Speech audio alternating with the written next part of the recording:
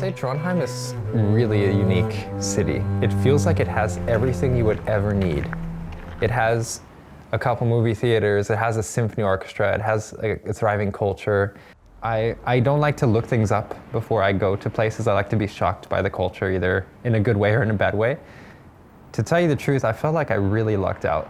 It was probably one of the luckiest choices I've ever made. And I really mean lucky because, like I said, I hadn't looked it up. I hadn't looked up the city. I didn't know what was here. I didn't know that the oldest church in Northern Europe was here. I didn't know that such beautiful scenery would be here, that such an interesting culture would be here, that such a great orchestra would be here.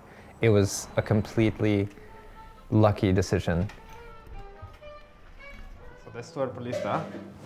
Så hans å gjøre det i dag, handle, gjøre lekser og blir filmstar.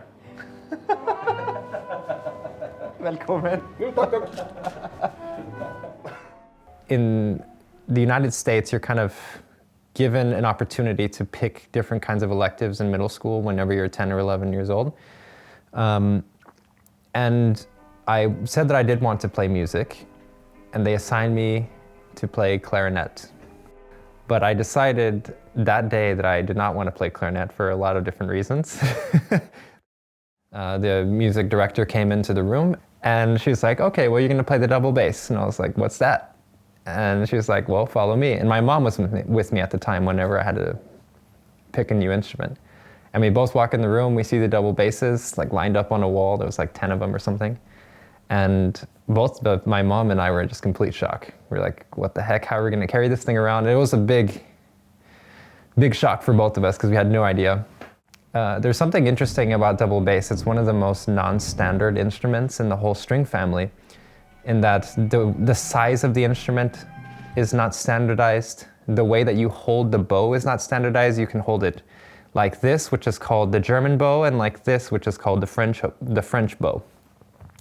And there are some orchestras that you have to play German bow, and there's some orchestras that you have to play French bow. I would say that working with so many different cultures has always been a part of the music scene. It's always been a part of the music tradition. Trondheim Symphony Orchestra are a melting pot of different cultures, and I think it gives you an opportunity to see how different people have learned music and if they even apply their own culture into the music.